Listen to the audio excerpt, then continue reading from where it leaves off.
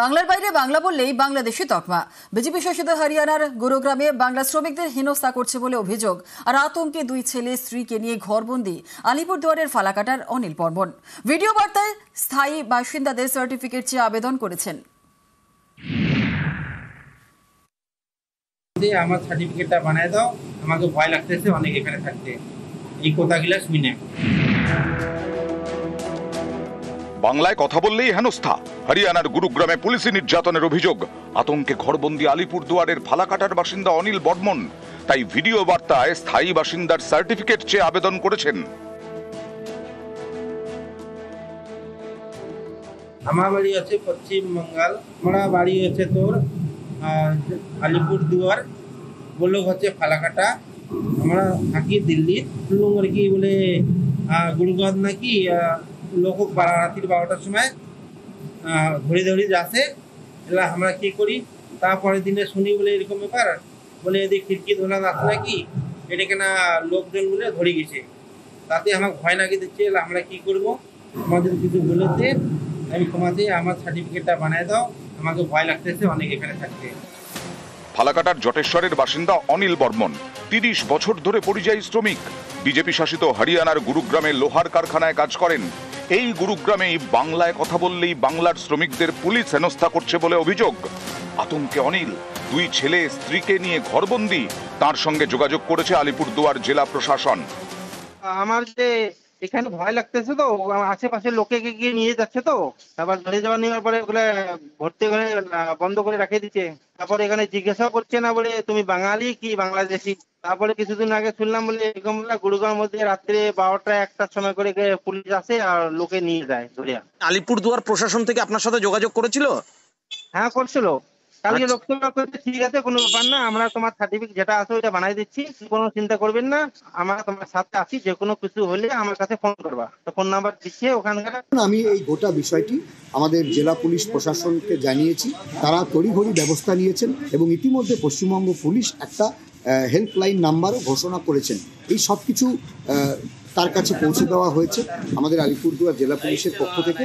আমরাও এই পরিবারটির পাশে আছি, তাকে সব রকম সান্ত্বনা দিয়েছি, তাকে আতঙ্কিত হতে না বলেছি।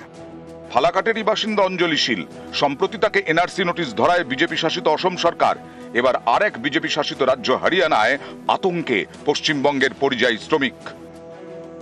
আলিপুরদুয়ার থেকে রাজকুমার কর্মকার, নিউজ 18 বাংলা। সবুজ বাঁচাতে গাছে রাখি। বাঁকুড়ায় জয়পুরে জঙ্গলে রাখি বন্ধন। হিঙ্গলগঞ্জে ম্যানগ্রোভে রাখি পরালেন স্থানীয়রা।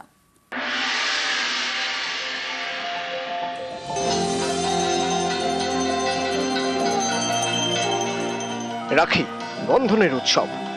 রাখি বলে আয় আরো বেঁধে বেঁধে থাকি, প্রাণে রাখি, হাতে রাখি, ম্যানগ্রোভে রাখি। বারবার ঝড়ের সামনে প্রাকৃতিক ঢাল হিসেবে দাঁড়ায় সুন্দরবনের ম্যানগ্রোভ। সুন্দরবনকে ভালো রাখে ম্যানগ্রোভ, তাই ম্যানগ্রোভে রাখি। উত্তর 24 পরগনার হিঙ্গলগঞ্জ, এখানকার বরুণহাটে ম্যানগ্রোভে রাখি পরালেন স্থানীয়রা।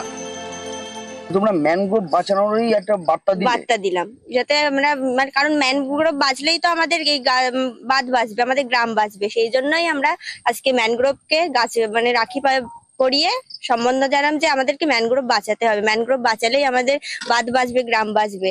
নদীর ধারে এই গাছগুলো মানে ম্যানগ্রোভকে বাঁচিয়ে আমরা বাঁচতে পারি। ম্যানগ্রোভকে ওই জন্য সেই উপলক্ষে আমরা রাখি পরিয়েছি। আর একটি গাছ একটি প্রাণ আমরা সবাই জানি, সেই কারণে ম্যানগ্রোভকে রাখি পরানো।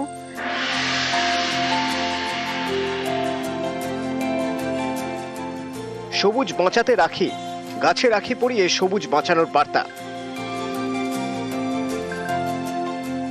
বাঁকুড়ায় জয়পুরের জঙ্গল, সেখানে শালগাছে রাখি পরালেন বন দপ্তরের কর্মীরা এবং আধিকারিকরা। জয়পুরের জঙ্গলে গাছে রাখি পরালো স্কুল পড়ুয়ারাও। আজকে আমরা জয়পুর জঙ্গলে মানে গাছেদের রাখি পরালাম। আমরা গাছেদেরকে ভাই বলছি, তাই আজকে মানে ভাইদের সাথে দাদাদের সাথে সাথেও গাছকেও রাখি পরালাম। কেন গাছকে কেন রাখি পরাতে? আমরা গাছ আমাদের মানে গাছ আছে বলেই আমরা বেঁচে আছি, তো ওই জন্য আমরা গাছকেও রাখি পরাইছি। উত্তর 24 পরগনা থেকে অনুপম সাহা এবং বাঁকুড়া থেকে দেবব্রত মণ্ডল, নিউজ 18 বাংলা। সেপ্টেম্বরে দুর্গাপুজো আর তার আগে কালনায় অকাল দুর্গাপুজো। গতকাল ছিল সপ্তমী, মন্দির চত্বরে বসেছে মেলা, চলবে 15 দিন পুজো ঘিরে উৎসবের আমেজ।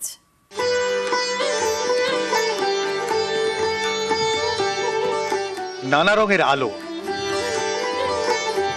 বসেছে মেলা,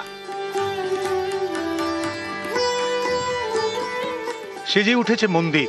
দুর্গাপুজোর আগেই দুর্গাপুজোর আমেজ। কালনায় মহিষ মর্দিনী পুজো।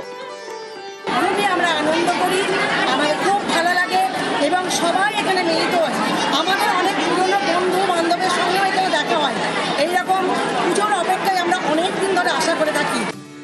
পূর্ব বর্ধমানের কালনা, এখানেই প্রায় 200 বছরেরও বেশি পুরনো মহিষমর্দিনী পুজো।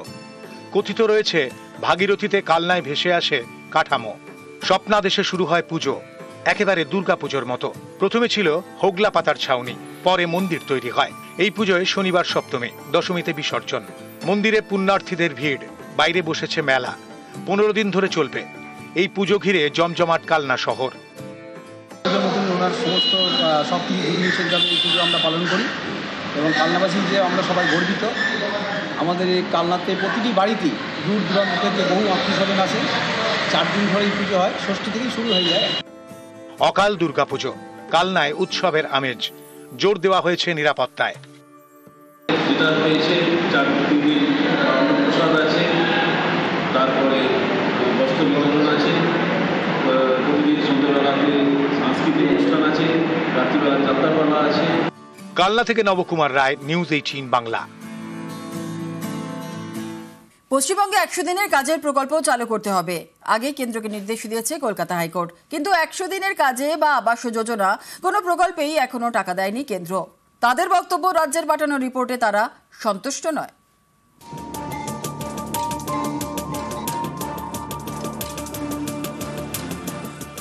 একশো দিনের কাজ কেন্দ্রীয় সরকারের প্রকল্প, গরিবের আয়ের বড় ভরসা। দুর্নীতির কারণ দেখিয়ে 2022 সালের মার্চ থেকে পশ্চিমবঙ্গকে এই প্রকল্পে টাকা দেয় না কেন্দ্রীয় সরকার। 2022-23 অর্থবর্ষ থেকে গ্রামীণ আবাস যোজনাতেও বরাদ্দ বন্ধ। এ নিয়ে সংসদে প্রশ্ন তোলেন হুগলির তৃণমূল সাংসদ রচনা বন্দ্যোপাধ্যায়। তার লিখিত উত্তরে অর্থমন্ত্রক জানিয়েছে, রাজ্যের থেকে সন্তোষজনক অ্যাকশন টেকেন রিপোর্ট মেলেনি। 2016-17 থেকে 2020-21 পর্যন্ত পশ্চিমবঙ্গকে প্রধানমন্ত্রী আবাস যোজনায় 25,798 কোটি টাকা মঞ্জুর করা হয়েছিল। 45,69,423টি বাড়ি তৈরি হবে বলে ঠিক হয়। 34,000-এর বেশি বাড়ি তৈরি হয়েছে। 2022 সালে আবাসে অনিয়মের অভিযোগ ওঠে। কেন্দ্রীয় দলের রিপোর্টের ভিত্তিতে রাজ্যের থেকে রিপোর্ট চাওয়া হয়। সন্তোষজনক অ্যাকশন টেকেন রিপোর্ট দিতে পারেনি রাজ্য। 100 দিনের কাজের প্রকল্পে অনিয়ম রোখার উদ্যোগে চোখে পড়ার মতো উন্নতি নজরে পড়েনি। তাই 100 দিনের কাজ এবং গ্রামীণ আবাস যোজনায় টাকা মঞ্জুর করছে না অর্থমন্ত্রক। অন্যান্য রাজ্যে তাদের রিপোর্টে কি আছে কেউ জানে না, কিন্তু তারা টাকা পাবেন, বাংলার ক্ষেত্রেই হবে। এরা কতবার 2বার 3বার হেরেছেন, আরও 5বার হারবেন, বাংলাকে আটকে রাখা যাবে না। আমি তো একটা কথা সবাইকে বলি, আমাদের মুখ্যমন্ত্রীর নাম মমতা ব্যানার্জি। একটা কথা আছে না বাংলায়, যে খায় চিনি যোগায় চিন্তামণি। আপনি না দিলেও বাংলার মানুষ দুধে ভাতে আছে, দুধে ভাতে ছিল, দুধে ভাতে। এক ধরনের চুরি হয়েছে, লুট হয়েছে কেন্দ্রের টাকার, এমনকি কিয়দংশে রাজ্যের টাকাও তার সঙ্গে যুক্ত। তারা এটাকে ধামাচাপা দেওয়ার জন্য গোল গোল রিপোর্ট জমা দিচ্ছেন। আদতে ক্ষতি হচ্ছে এই রাজ্যের মানুষের। চুরি করছে তৃণমূলের নেতা, বিপাকে পড়ছে সাধারণ মানুষ। এটাই তো স্বাভাবিক আছে। আগে উত্তর দিন, রিপোর্ট তো দিতেই হবে, ইউটিলাইজেশন সার্টিফিকেট। সব জায়গায় তো তৃণমূলের সিস্টেম চলবে না। দীর্ঘদিন ধরে 100 দিনের কাজের প্রকল্পের টাকা দিচ্ছে না কেন্দ্র। এ নিয়ে জল গড়ায় কলকাতা হাইকোর্টে। সম্প্রতি হাইকোর্টের প্রধান বিচারপতি টি.এস. শিবজ্ঞানাম বলেন, 1 আগস্ট থেকে কেন্দ্রকে পশ্চিমবঙ্গে 100 দিনের কাজের প্রকল্প চালু করতে হবে। 100 দিনের কাজের মতো উন্নয়নমূলক প্রকল্পকে অনন্তকালের জন্য হিমঘরে পাঠানো যায় না। দীর্ঘদিন ধরে কেন্দ্রীয় প্রকল্পের টাকা একটা রাজ্যে বন্ধ থাকুক, তা আদালত চায় না। কিন্তু ডেডলাইন পেরিয়ে যাওয়ার পরও কেন্দ্র টাকা দেয়নি।